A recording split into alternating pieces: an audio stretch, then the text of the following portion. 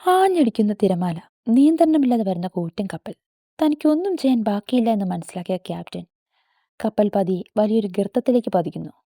Bermuda triangle north അറ്റ്ലാന്റിക്കിൽ Florida, Bermuda, Puerto Rico എന്നീ സ്ഥലങ്ങളായി സ്ഥിതി ചെയ്യുന്ന സാങ്കല്പിക ത്രികോണം.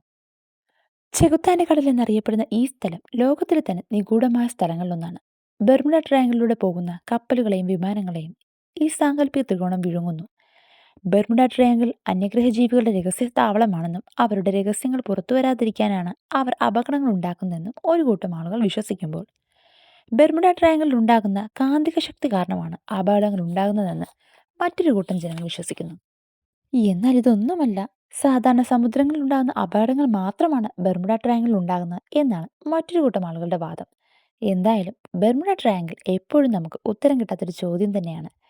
എൻ്റെ വീഡിയോ ഇഷ്ടപ്പെട്ടാൽ സബ്സ്ക്രൈബ് ചെയ്യാൻ മറക്കണ്ട. നിങ്ങളുടെ സ്വന്തം നിച്ചു.